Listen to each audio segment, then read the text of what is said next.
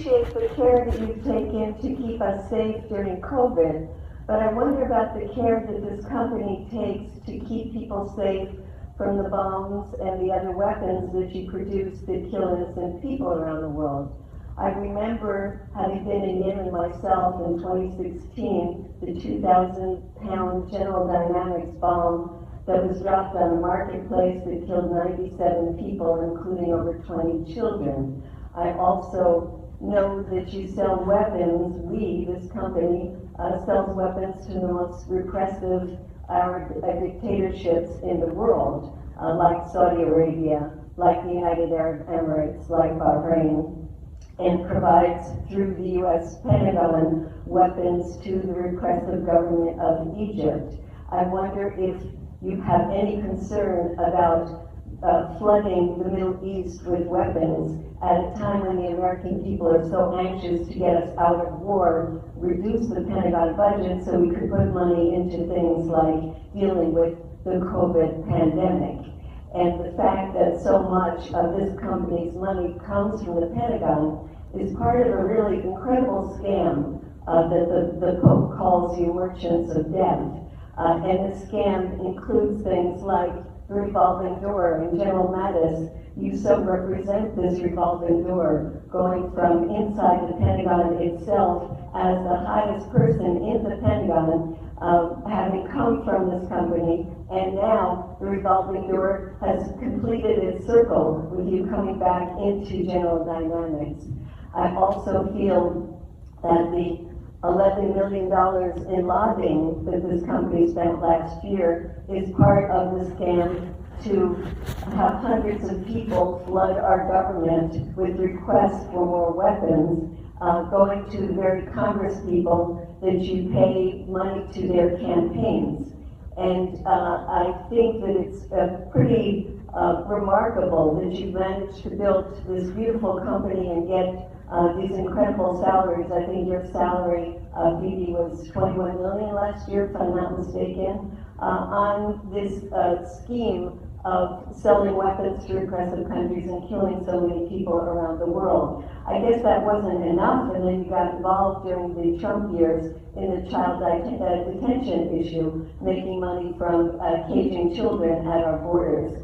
So I just want to say that I hope there's some reflection for you as a company to recognize that the worst thing for your company would be if peace breaks out in the Middle East.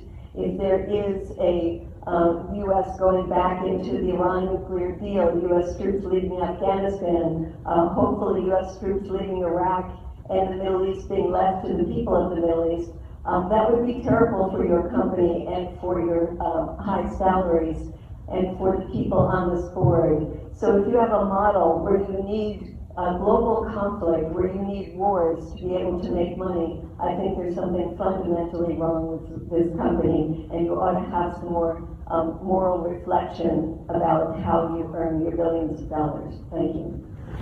I agree with some of what you said. I agree with that, particularly in the line of work as we are. I think, and I'm going to presume that you are a person of good faith, and that some of the potentially libelous information that you have communicated is born out of lack of knowledge. So I would like very much for us to be able to sit down with you and talk about what we do and what we don't do, and some of which you may find objectionable, but that can be a principled conversation that we have.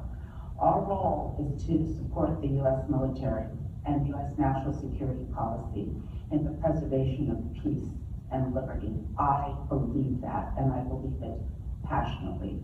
And I have thought long and hard about our moral obligations. You know, in our world, when you think about death and you think about destruction, we hope for peace. We pray for peace. We work for peace. We make our best money and are our most satisfied when we prepare the United States for deterrence. The fundamental reason for a standing army is to deter people. And there is evil in this world.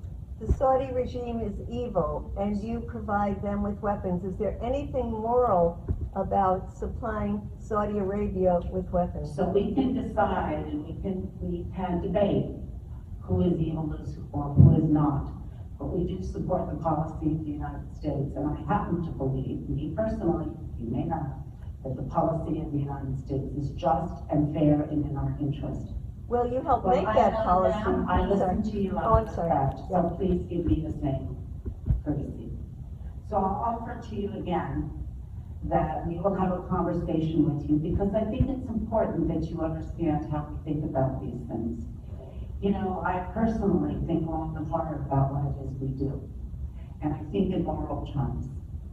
And I think and I've got a long history of both philosophical and religious reflection on the issues of peace and war.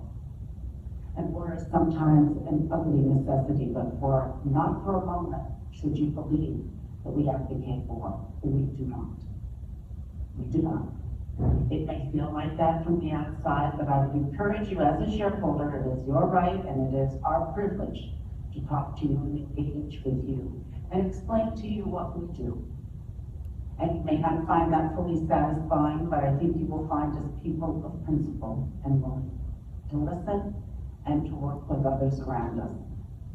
Well, I look forward to having that meeting with you, and I would really like to know how you make decisions about selling weapons to companies to countries that have zero democratic values to them, and how it is morally responsible to be engaged in a war in Yemen, where now, as a result of that war, every 75 seconds, a child dies from results of war and hunger. And I just feel my heart goes out to those children of Yemen, and I wonder if you think about them as well, because while they are dying, people in this company are making profits off of that.